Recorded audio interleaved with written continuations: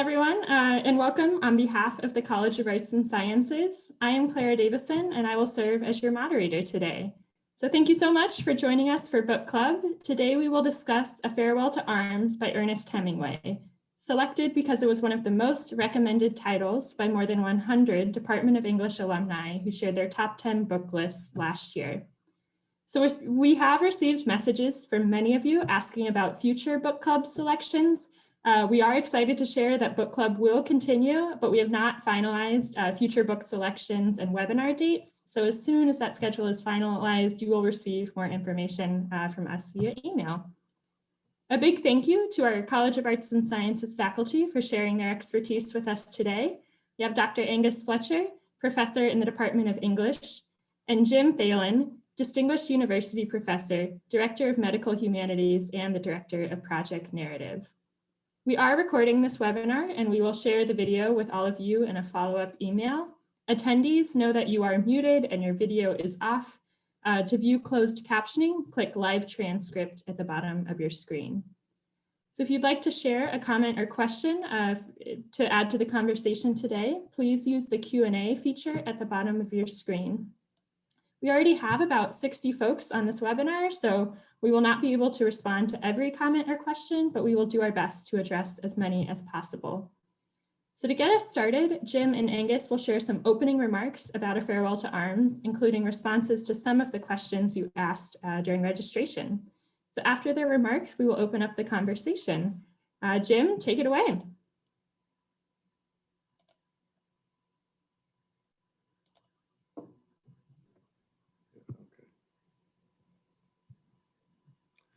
Hi, everyone. Welcome to our session, and thanks for coming. It's a real pleasure to be thinking about spending some time with you talking about this fabulous and somewhat controversial novel by Hemingway. I'm going to talk a little bit about my experience with the book and then make a couple of other general comments and then turn it over to Angus. I first read A Farewell to Arms when I was a graduate student. And I remember crying as I was reading it, as I was reading the ending. And we had an excellent discussion in my graduate seminar, which was directed by Sheldon Sachs. And he talked a fair amount about how Hemingway was trying to write a kind of modern tragedy, and a tragedy, if one had beliefs such as get articulated in the book that, you know, if people bring so much courage to this world, the world has to kill them to break them. And, you know, it kills the very good and the very brave and the very gentle first. If you are none of these things, it will kill you too, but there will be no special hurry. So if you believe that, then how do you write tragedy and make it meaningful rather than simply having the world, you know, being a representation of the world crushing you? So I thought a lot about that, and then actually what happened in my life shortly after that was that my father suddenly died. And he had a heart attack. So it was, you know, here 1 minute, gone 60 minutes later. And, you know, I was young, I was in my 20s, and I was just totally, you know, devastated by this. And one of the things I did was I thought a lot about A Farewell to Arms, and I thought a lot about Hemingway, and I thought a lot about, you know, do we live in a destructive world? And if we do, then how do we cope with that? And I found the novel to be somewhat helpful in that. I mean, it didn't have all the answers by any means, but it was something that I could go back to and relate and try to think about. And then it stayed with me for that reason, and I started to think about how it worked more, and it's very much connected to ideas I've then had about how narratives work through beginning, middle, and end. And I sort of came to see that this, or at least to believe, whether I'm right or not, is another question, but that there's this amazing arc in this novel in which Hemingway starts with Frederick Henry as this very naive character who mouths beliefs, about the war and about the world that are just sort of inherited or, popular or whatever. He sort of speaks for the military high command at certain points, and he thinks, the war. I'm in Italy, I can't study architecture anymore. I might as well sign up, but it's no more real to me than war in the movies. And he moves from that position to one in which he comes to understand, essentially, Hemingway's idea of the potential destructiveness of the world, and then he has to face that and do something about it. And we can talk about that too. So that's how I come to it. There's a lot more to say about all that stuff. I don't want it to be a sort of a session about my grief and that, but I do want it. I want it to be about the book. But I thought it would start there as a way to sort of indicate a kind of personal connection to what Hemingway did and to why I find the book valuable, and then sort of we can focus a lot on, I hope, on reading it and interpreting it and debating various aspects of it. So I'll stop there and let Angus jump in. All right, thank you, Jim, and thank you all for joining us. Let me start by saying that my grandfather was in the British Army.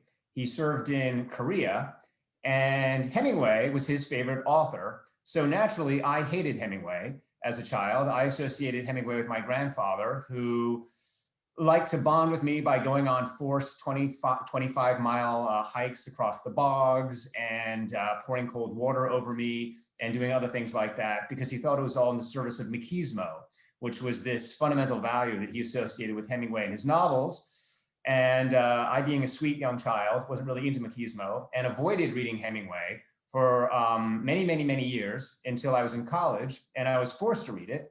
And I knew, of course, that I would hate it, but I didn't. And I read actually, my first introduction to Hemingway was The Sun Also Rises. And I read it and was just immediately touched by a novel that was so vulnerable, so open, so soaked in grief. And after that, I quickly went on and read A Farewell to Arms, expecting a similar experience. But of course, as Jim has already indicated, the novels are tremendously different. And one of the ways in which they're different is A Farewell to Arms, despite its title, is an extraordinary invitation to hope. It's an extraordinarily optimistic work. And that's not something you feel necessarily by looking at the bare words on the page, or if you were to explain the story to someone, something that they would feel. They probably wouldn't feel very hopeful about it. They feel very pessimistic, but nevertheless, it is something that you feel while reading the novel, or at least there's an invitation to feel hope in reading the novel. And one of the reasons for that, I think, is because the novel in its sparseness is a throwback to a kind of tragedy you see at the end of King Lear by Shakespeare. You see it in Sophocles.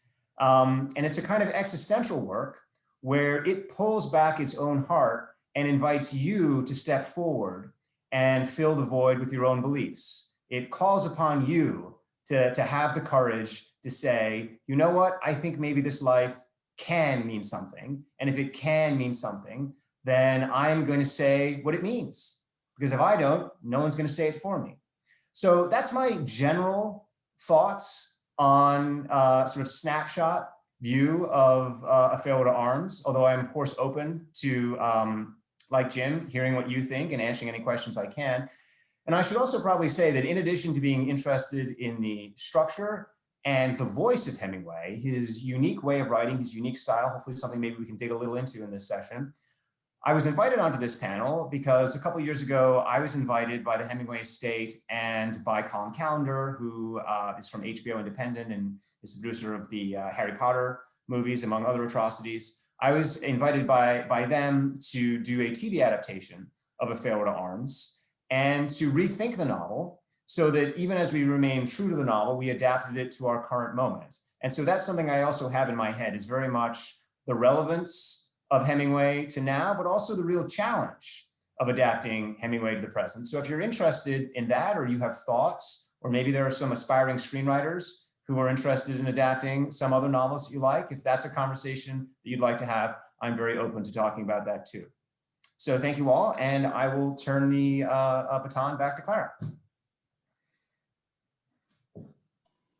Wonderful. Well, thank you both so much for those insightful comments. We'll now open up the conversation. So everyone in the audience, feel free to submit any questions or comments you'd like to share using that Q&A feature. All right, we have a question from Carson. Please comment on writing style. It took me a while to maintain reading with the short, almost staccato thought type of writing. Yeah, so maybe I'll say a couple of things and then Jim can leap in because Jim has more intelligent things to say. But, you know, famously, Gore Vidal called this novel a kind of quintessence of idiocy. Basically, Hemingway had boiled down language to these incredibly elemental, stupid atomic beats, which he then kept relentlessly repeating over and over again. And, you know, the opening paragraph, which I'm sure hopefully all of you did at least manage to read before arriving in class today, the opening paragraph is a study in tautology. I mean, I don't know how many times the word leaves is repeated. Jim probably does, but over and over and over again, Hemingway returns relentlessly over and over and over again to the same simple words and the same simple formulations. And this basic style is, of course, familiar from Hemingway's earlier works, which are often thought of as being journalistic, although that's honestly not necessarily the term I would apply to them, but that simplicity and that accessibility. And so broadly, what I would say is the novel is playing a little bit of a mind trick on you.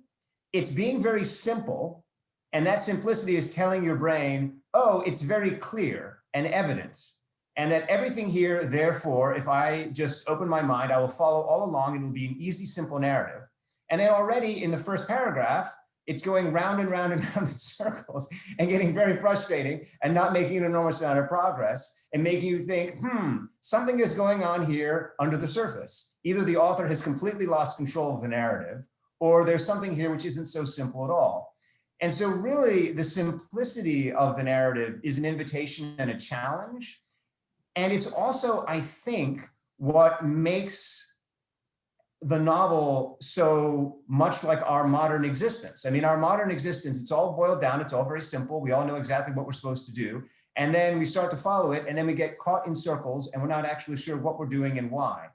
So this is a long way of saying, lean into that quality of the storytelling and hang with it as long as you can, because the novel acknowledges that. And the novel places a lot of its emotional and intellectual work in that odd combination of simplicity and inscrutability.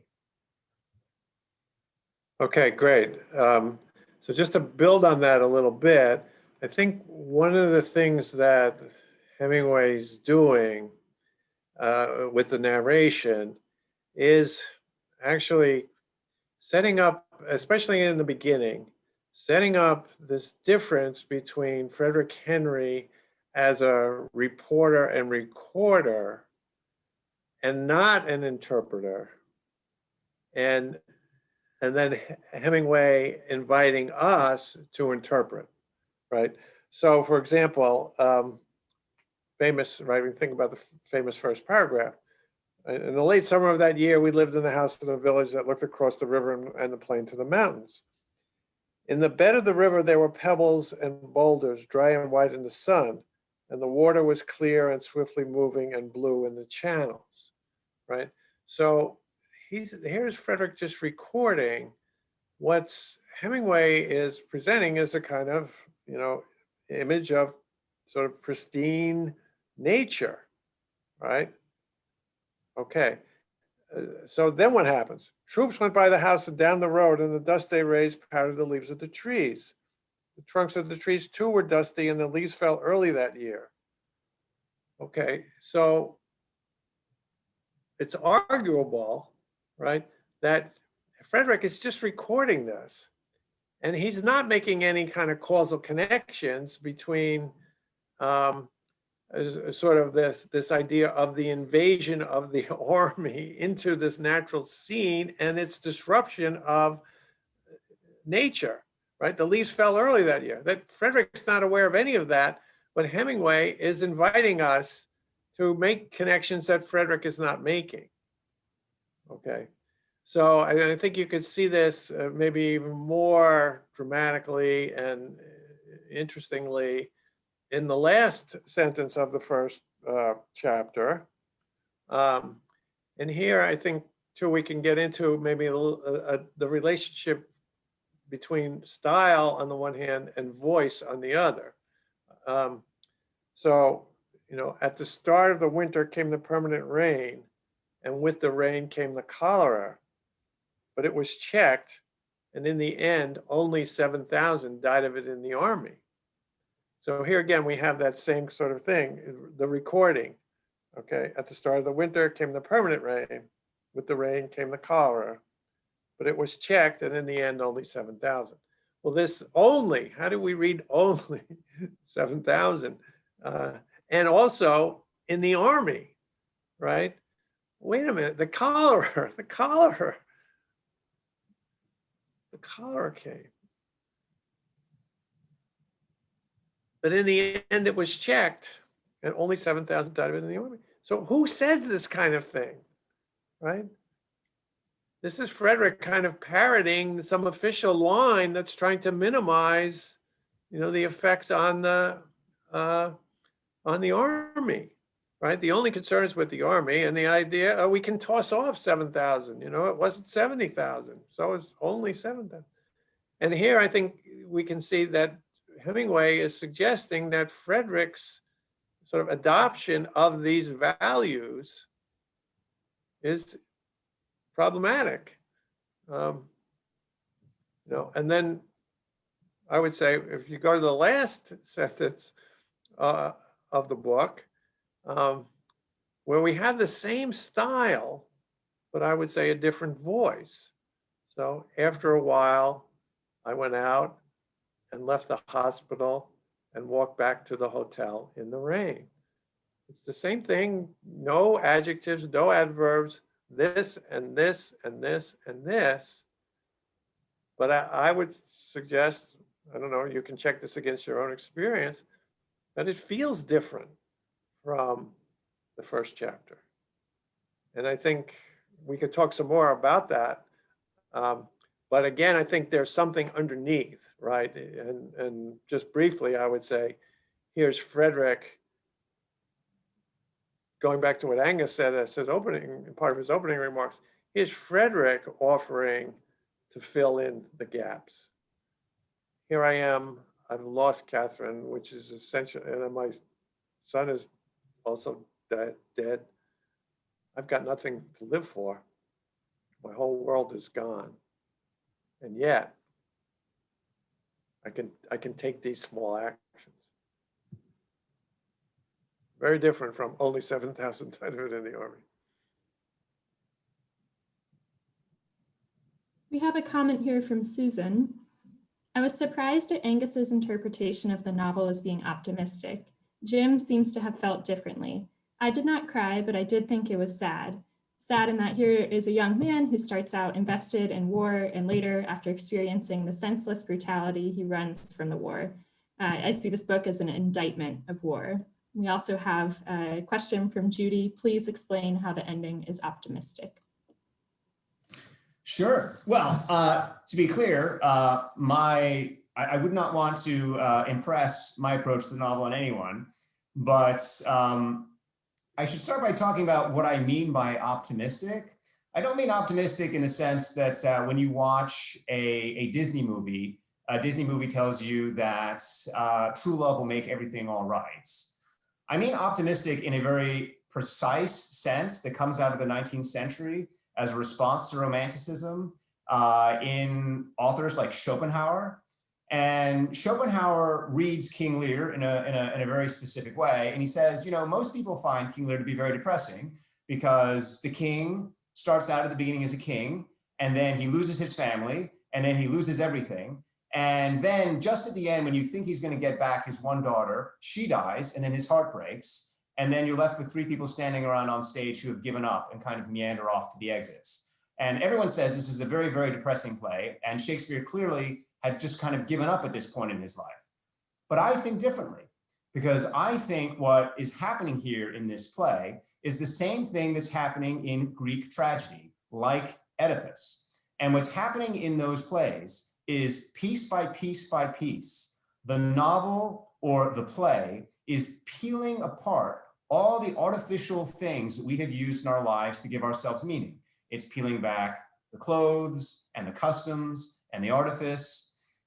And at the end, to refer back to what Jim said, we're still standing. We're still standing at the end.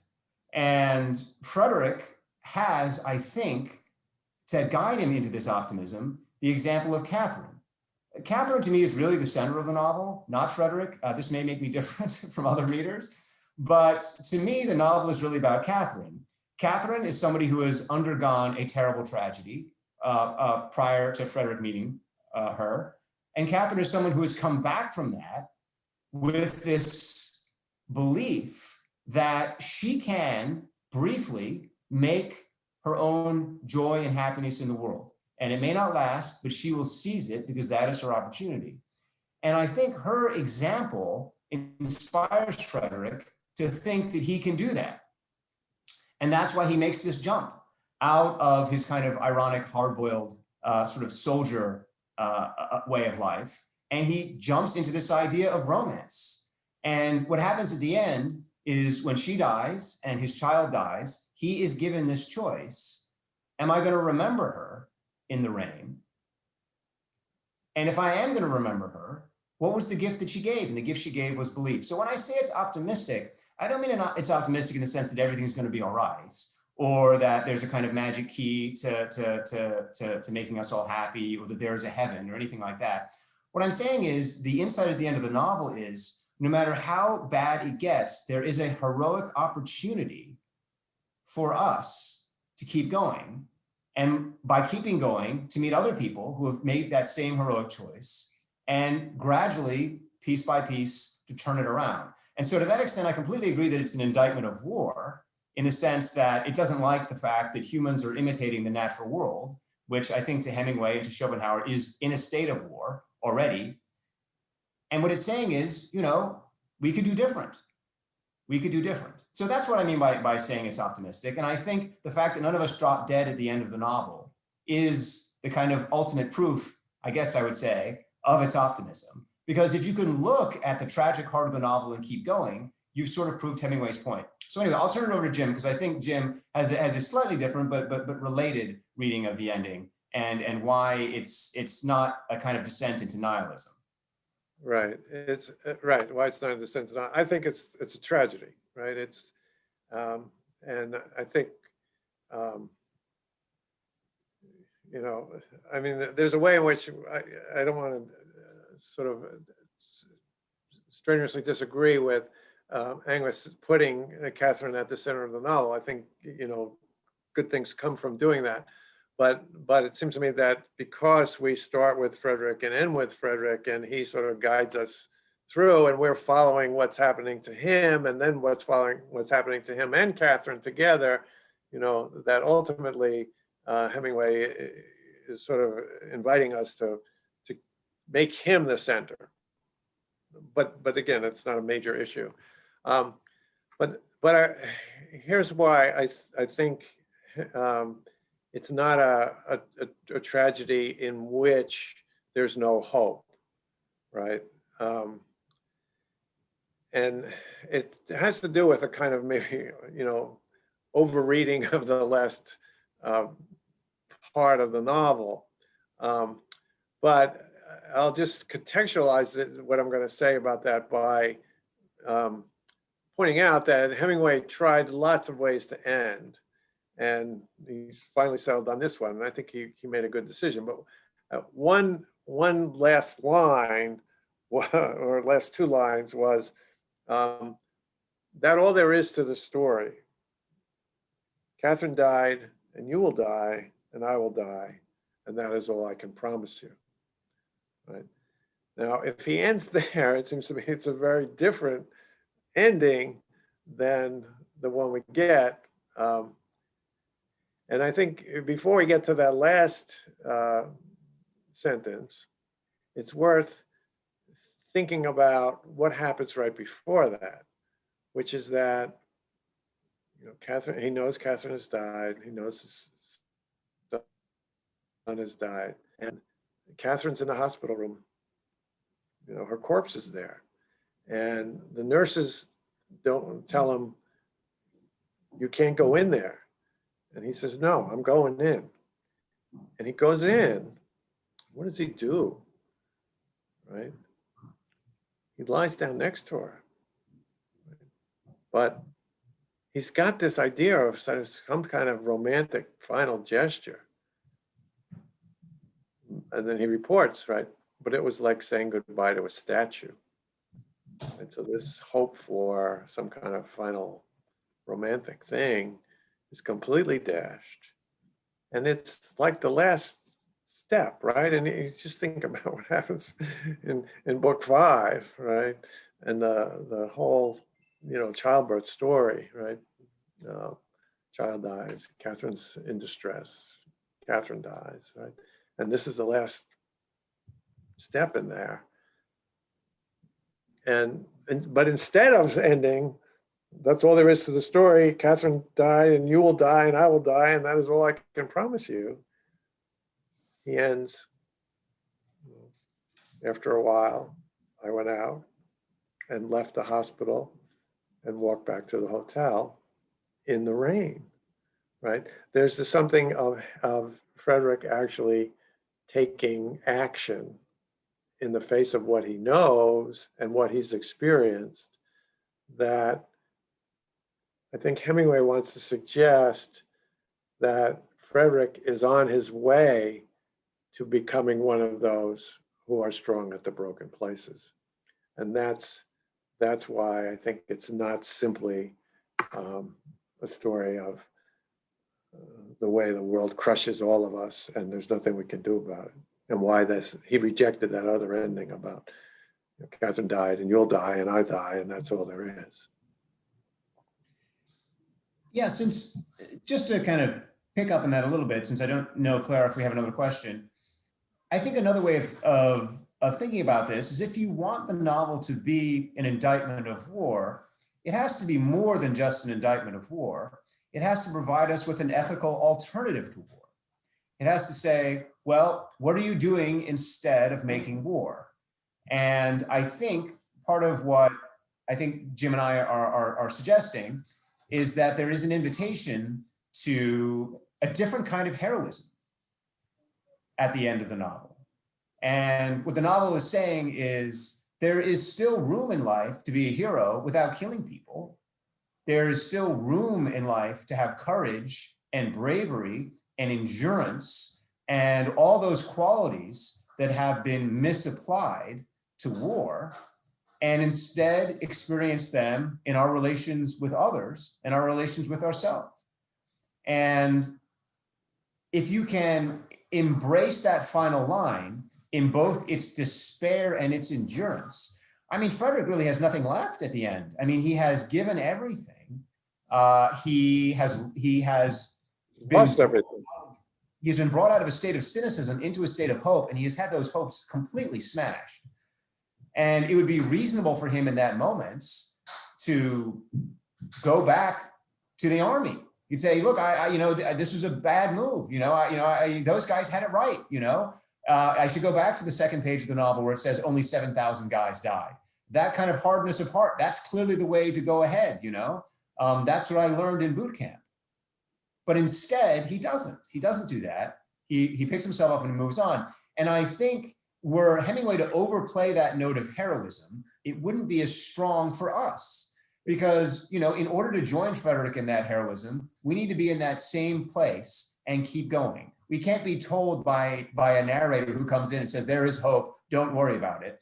I mean, this is the sort of famous thing for those of you who are Shakespeare heads like me, that Nahum Tate did when he rewrote the end of King Lear. He said, oh, King Lear is a very good tragedy. But it's just, people don't understand at the end that it's hopeful. It needs to be rewritten with an actual happy ending, and then people will find it hopeful. And this play by Name Tate, this revision of King Lear, became the version of King Lear at the end of the 17th century, and then held the stage all the way through the Enlightenment. And Samuel Johnson, the esteemed literary critic, famously said, well, it's so much better than Shakespeare's original. But what we've since come to realize is, no, you lose the power of tragedy. To go back to Jim's original point, tragedy isn't about making our lives sadder for the sake of making our lives sadder. Tragedy is about accessing that sadness and giving us strength. Tragedy originally comes to be in ancient Athens. If you go back, if any of you have ever had the luck and the chance to go back and visit Athens, this is a city, which for we have got, our remaining lingering shreds of democracy from. And it's a city that is built on a rock. It's built on a rock where nothing can grow. Athens, for almost its entire existence, had to import wheat in order not to starve. And every few years, this city gets sacked by Thebes, gets sacked by Sparta, over and over and over and over again. And yet, what gave them the mental endurance to continue saying, it's better to be free, it's better to be independent? Well, it's works like ancient tragedy, because the opportunity of ancient tragedy is to go through the horror and come out the other side, but feel that you're with someone.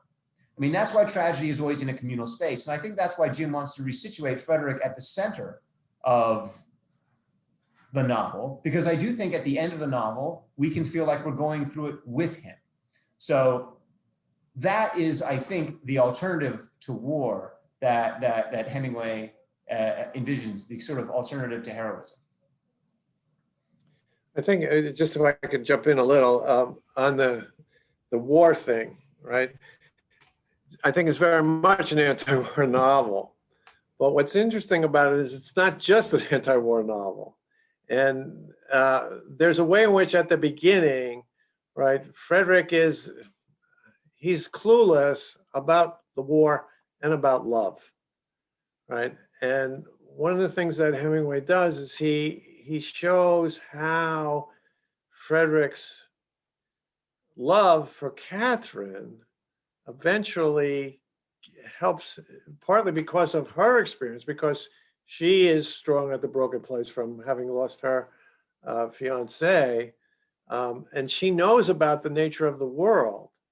And by hanging with her, Frederick comes to see that.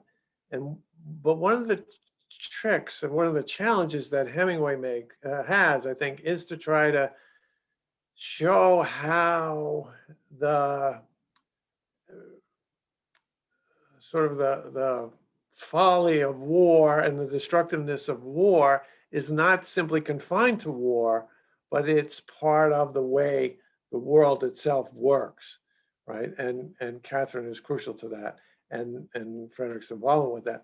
So one thing that's really, I think, powerful for me is there's this juxtaposition of Frederick in the first part of the book, when he has the conversation with the ambulance drivers, Italian ambulance drivers, about war and defeat, right? And Frederick is spouting the conventional wisdom that, no, we must fight, and so on. And the ambulance drivers are saying, well, actually,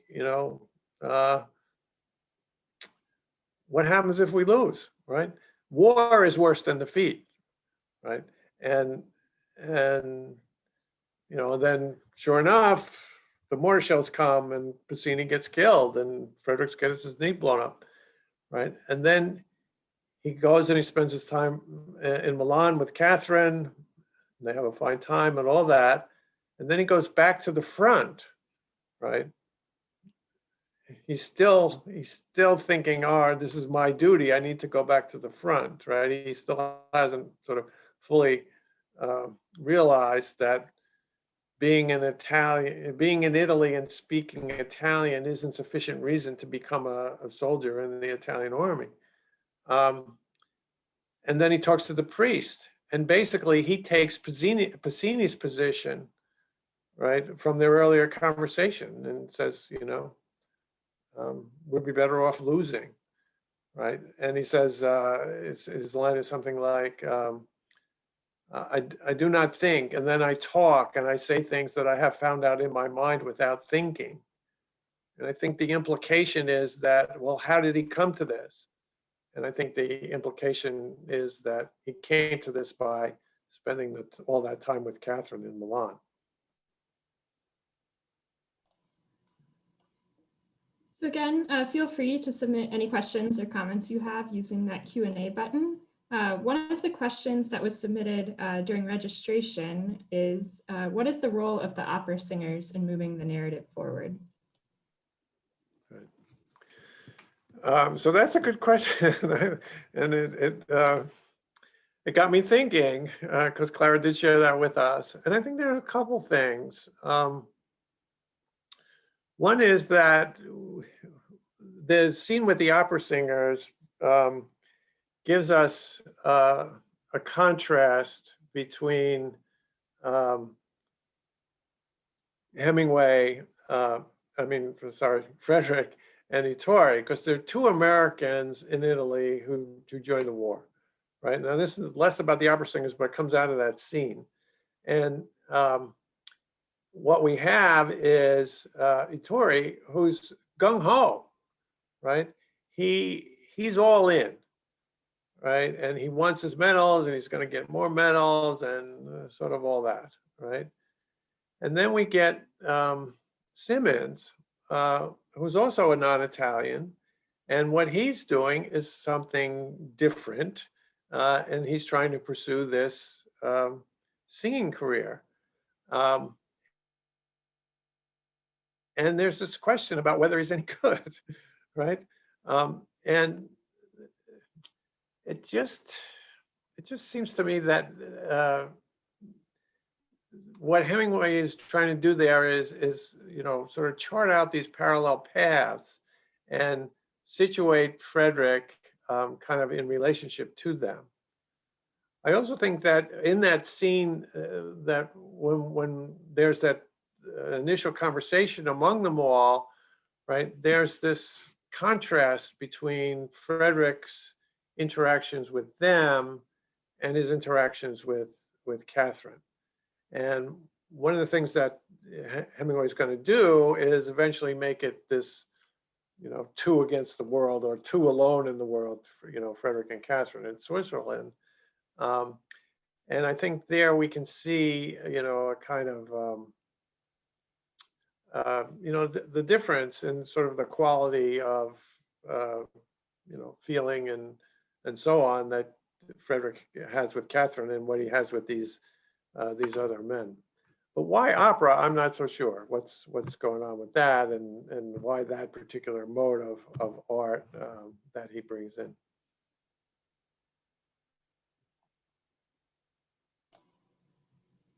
All right, our next question is, how do we understand Hemingway's misogyny in the novel? Well, I'll start. I think this is a very complicated question, I think, and there's a lot to say about it. I do think, you know, the charge that Hemingway is misogynistic is has merit here, right? But I also think there's a countervailing movement in the novel, because he uses Catherine as the character whose beliefs and views of the world are closest to his, and he uses her as sort of crucial in the education of Frederick, to come to understand the way the world works. And also I think he uses her as this exemplar of somebody who's strong at the broken places. But at the same time, I think, you know, the idea that, okay, Hemingway, you know, is writing Catherine in a way that's, you know, she represents a kind of male fantasy, and sort of always, you know, this, even extreme things. I'm trying to merge myself with you so that I would, I wish I had gonorrhea, that whole thing. Well, wait, where does that come from? And what, really, Hemingway? You know, those kind of responses.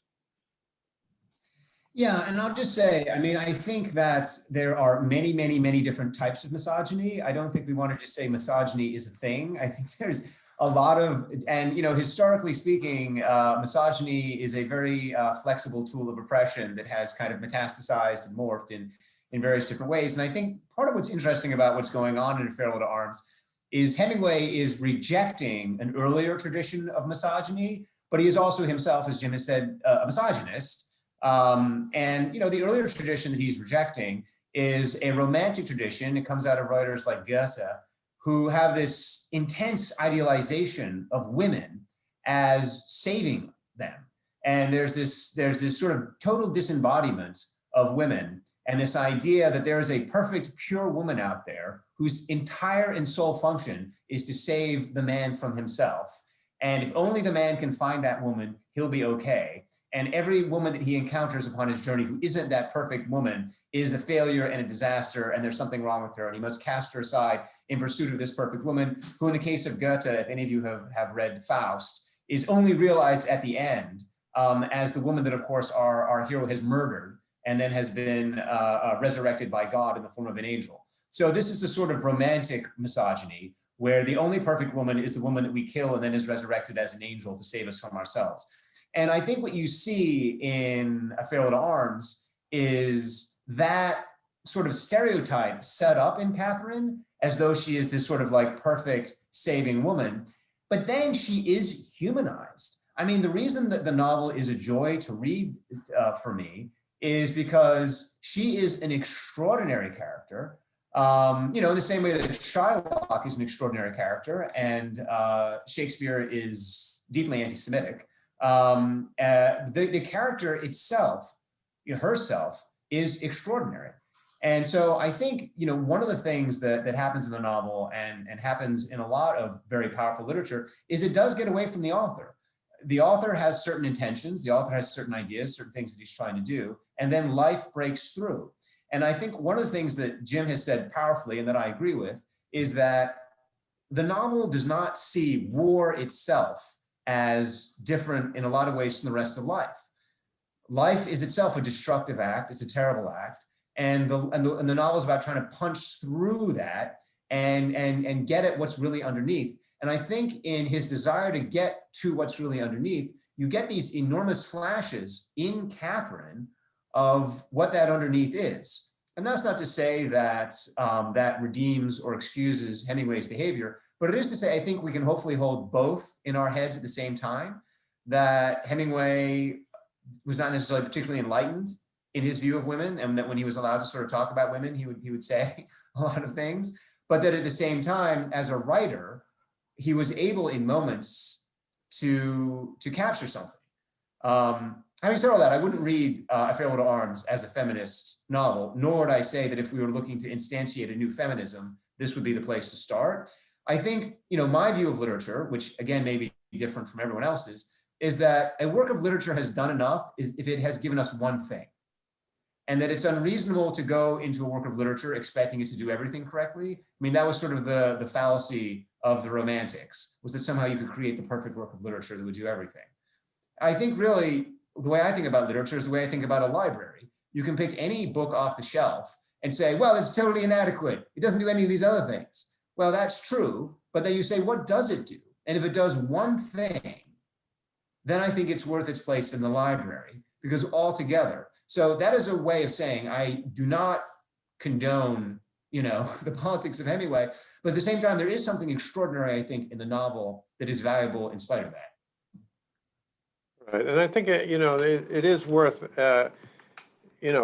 asking questions about, whose experience is valued and these kinds of things, and what are some of the, sort of presuppositions that Hemingway brings to the telling of this tale. And, there are, I think, other, beyond what he does with Catherine, the whole attitudes of men towards, sex and, the girls at the front, quote unquote girls, and, all that, it does indicate a certain, kind of problematic, patriarchal view of the world.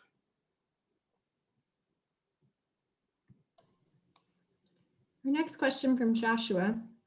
What are your thoughts on the priest when it comes to the message of hope/despair and endurance through times of war? Given Frederick befriended the priest while claiming to not love God, and while others wouldn't, would you say this adds anything significant to his character? Yeah, I think Hemingway does a lot of really interesting things with the priest. I think, I think one of the problems that Hemingway has early on is to make Frederick a sympathetic character, because he says things like only 7,000 died of it in the army, and because when he kisses Catherine and she slaps him, and he says, "Oh well, I can see how this is going to play out," and sort of all this, right? That there are a lot of things about Frederick that are not particularly likable. I mean, the fact that he's telling the story helps in this regard. But the priest is one, who, the fact that the priest befriends him, I think, is a kind of gives the reader some faith in Frederick as a redeeming character. And then I think it's interesting too that the priest becomes he uses the priest as a kind of surrogate for a lot of his own ideas when he's not using Catherine for that. So when the priest comes to visit Frederick after he's been hit by the mortar trench shell, and they have a conversation about what happened to him, and Frederick says, "Oh, it was an accident," and they're talking about the war and who makes the war and so on. Frederick says, "Well, that was an accident," and the priest says, "Even wounded, you do not see it," right? That Frederick doesn't get what's happening in the war, and so on. And also the priest's association with the Abruzzi, right? This area of Italy, which is so clean and cold and beautiful, right? And he wants Frederick to visit on his leave, and Frederick doesn't visit. And that's an indication of something that's deficient in Frederick. But there's a way in which sort of when Catherine and Frederick get to Switzerland, they're in a kind of the equivalent of the Abruzzi, right? And then Hemingway also uses the priest to have that conversation about the war after Frederick comes back from Milan, and all that time with Catherine. It's with the priest when he's talking about, when he utters that line about, "I never think, but then when I talk, I say things that I have found out in my mind without thinking," and that whole flip of his own attitude toward the war. And I think the priest also sort of, he represents another kind of way of dealing with the destructiveness of the world, of just kind of soldiering on. He just does what he does, and he puts up with all the abuse and verbal abuse from the soldiers and so on. Yeah, I mean, first of all, we should be said that just as there are many different types of misogyny, there are many different types of priests. I take the question sort of at its core to be asking if maybe Hemingway is expressing some kind of, ideological interest or belief in something kind of greater or bigger, or if there's kind of that possibility for hope in the novel. And that may be the case. I think, Hemingway is a complex figure. But I think, just to kind of agree with what Jim is saying more broadly, the priest seems to be in the novel sort of what priests are in war generally, which is a figure out of place who, I mean, it's a strange thing that you would go to war without a gun. I mean, it's a strange thing that you would be in the trenches and not be trying to kill. It's the same kind of paradox that Hemingway explores in his other writing when you're a medic in the trenches. You know, you're there to try and heal, you're trying there to help, you're there to try and save. I mean, this is the kind of function.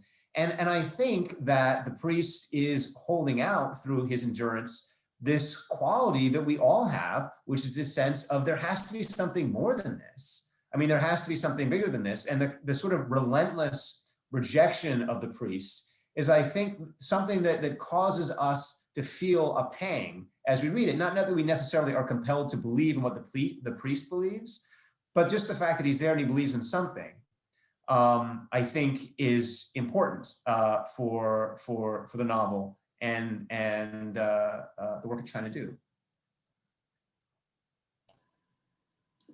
Susan asks, is there some part of the novel that is a contrast between the patriarchy, the war, and matriarchy, nursing? But the nurse dies, although not directly killed by the war. Well, I'm going to make myself very unpopular by revealing that I don't actually read novels allegorically. And this is one of the things that's a little quirky about my approach. So, you know, and I think Jim might take me to task for this, but I sort of indicated this earlier in the fact that I'm doing an adaptation of Hemingway and that my background is in Shakespeare. The way that we're often taught to read literature today is to interpret it and to try and find out what it means. And when we do that, we often end up by turning it into a series of representations or themes. And therefore we are attempting to kind of deduce its moral message or what it's saying. You know, is it condemning this or condemning that? Or you know, does this character represent this or that character represent this other thing?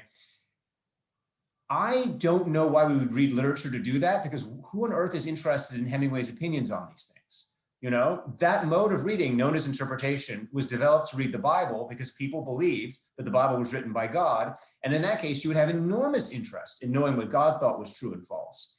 But when it is transplanted, this kind of model of this hermeneutic model of reading and interpreting is translated onto literature, it puts us in this kind of quirky position that we're trying to find truth in somebody who has no more access to it than ourselves. And so, you know, my interest in literature is not trying to find out sort of the kind of deeper allegories in it. You know, normally when we do that, I mean, so my background, I should confess, is largely in neuroscience. And what we know is that when people interpret novels, they almost always do so to confirm their own prior beliefs. And this is the same with almost everything. You know, we see this today in our politics, we see this with everything. Whenever you interpret something, you're just kind of reaffirming your own priors, you know. If you don't believe in God, you read the Bible one way. If you are a Catholic, you believe another way, so on and so forth, you know. So what I'm interested in is an alternative. And this is sort of one of the things that Jim and I have very strongly in common is we have a narrative approach. And in particular, my interest in is what's the use of literature? What's its function? What does it do? And there's different ways you can think about that. But one way you can think about that, as I've already indicated, is how novels help us with problems we have in our own lives, maybe by reframing those problems, maybe by giving us resources to work through them in terms of grief, in terms of tragedy. In terms of a novel is a private place where we can acknowledge our deepest fears and the things we don't normally want to acknowledge, like perhaps life is meaningless, like perhaps everything we love is vulnerable to being destroyed, and that there's a way in which that belief, which is so terrible that we couldn't admit it in a public space, we can, in the protected space of the novel, admit it because we are supported by the novel and can kind of work through those beliefs and those griefs. So that's one way to think about how a novel can be used as opposed to interpreted. Another way is to think about how to adapt it. I mean, the origin of storytelling, both in the Greeks and before, was adaptation, which is to say someone would tell a myth and then someone else would rewrite it. So famously, all the Greek tragedians rewrote all the same myths over and over. They retold the story of the Trojan War. This is why we have no single authoritative story of any of these events, because the idea was, how do you retell the story? How do you recraft the narrative? And when you think about literature that way, what you realize is that our lives are stories. And if we want to change the direction of our lives, we change the stories in our lives. And literature gives us this opportunity to take old stories and change them and shift them and find the parts that are working and add other parts in. And so one of the reasons that I agreed to adapt A Farewell to Arms is because I'm interested in that process, just in the same way that anytime a new a new staging of Shakespeare is performed, what the director and the actors are doing is they're trying to not do it literally, but they're trying to recreate it. They're trying to use it. They're trying to adapt it in some way. So this is a kind of broad way of me saying that I think one way of reading literature is to try and find the message in it and what it's saying. But the other way of reading literature is saying, what can it do for us? You know, it's this enormously powerful tool that our ancestors have given to us, that previous generations have given to us, and that did things powerfully for them, helped them through their lives. And in the case of A Farewell to Arms, to me, it's not so much a story about, you know, war is good or bad or so on and so forth. It's a story about the fact, to go back to some of the things that Jim has said, the tragedy is inherent in life. We have created a scientific world in our minds where we are outraged and appalled by death. You know, we think that every time someone dies, we could have saved them, or that there was some way that tragedy could have stopped. And we have this attitude in our lives because we have been so tremendously empowered by the scientific world that somehow when something bad happens, somebody did something wrong. You know, when a plane goes down, when a war breaks out, somebody did something wrong, we have to identify them and punish them. But I think what Hemingway is saying, whether that is true or not, because we're humans and because we're imperfect, there is always going to be tragedy. There is always going to be disaster. There is always going to be grief. And that grief is going to break you to your core. Things are going to happen which challenge you to continue breathing. They go so much to the depth of who we are. And that is really the function of tragedy, is to create a space where we can acknowledge that, where we can embrace that, and then we can move forward. So to me, ultimately, if this novel doesn't work for you, I hope there are other tragedies, other novels that put you in that place where you are looking at your darkest fear, but you are carried through the story by it. So that in the process of reading, whether because you're bonded with the characters or whether you're bonded with the narrator, you go through that process and come out the other side and realize, I'm still going, I'm still telling this story. And so that is sort of broadly the way I approach the story. And I feel like I have talked too much, so I'll let Jim come in and see if he can maybe refine that or add anything else more valuable.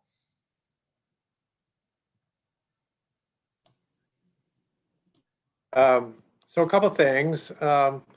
In terms of the matriarchy and the nurses and so on, I think it would be worth sort of a closer study of how Hemingway, treats the nurses and how Frederick does and so on. And the fact that Catherine is a nurse, I think, is significant. But it's also the case that the nurses are of different kinds, right? Miss Gage, is sort of on Frederick's side, and she seems to be a really good nurse. Miss Van Campen can't stand him, and there are consequences to that. The nurses in the hospital when Catherine dies are, they don't play a very large role except at the end there. So I don't think there's a sort of a single kind of nurse position, but it could be worth looking at that more closely, and then trying to think about that in relationship to some kind of opposition between matriarchy and patriarchy. The other thing, just to pick up on what Angus is saying, I mean, I think, I think agree with a lot of what Angus says in the sense of trying to resist allegorization or going some one-to-one correspondence between, character and abstraction idea X or abstract idea X. But I also think, and I think this is sort of implicit in a lot of what Angus said, that one of the things that fiction can engage us with, and I think Hemingway's fiction does too, is with ideas, right? What is the nature of the world? And if we answer it this way, what follows from that, and so on. But what it does is it works like with thick description, right? So here's the nature of the world, and here's how it gets experienced by these characters, and then they make these choices, and we can think about these choices in these different ways. We're almost out of time, but I wanted to ask both of you for a quick closing thought about why the novel endures. Well, I think a lot of the things that we talked about today, I think, the vision of the world, the possibility of finding a way through this, sort of encapsulated in the idea of being strong at the broken places. I think the style and the voice. I think Frederick's journey and the way in which he, it's this kind of Bildungsroman in which this sort of callow young man who doesn't understand the war, the situation that he's in, what it means to be in love, et cetera, and comes to understand those things, and then has to face, the consequences of living in a destructive world. All that's very moving. I think it's all very relatable. I think, the anti-war things are also very relevant. But I think the sort of the philosophical thing of sort of thinking about why we're here, how we relate to the world, how do we respond in relationship to what we decide about the way the world is. All those things are still very much alive. I mean, I think it's a novel for hard times, a novel for broken dreams. I think Hemingway was hurt badly by his life, and I think ultimately it damaged him to the point that he no longer wanted to continue. But I think the fact that he wrote this novel at all is an extraordinary sign of his heroism and the heroism that inspired him and the people that he saw. And so for me, because we also live in difficult times, the fact that Hemingway could write this novel and the fact that his characters could keep going is the reason that it keeps going for me. Jim and Angus, thank you so much for sharing your time and your expertise with us today. A big virtual round of applause from all of us. Everyone in the audience, thank you so much for joining. I'm sorry we weren't able to get to all your wonderful questions, but hope you'll be able to join us next time. We'll be sharing more information about that. Thank you all. Have a great afternoon.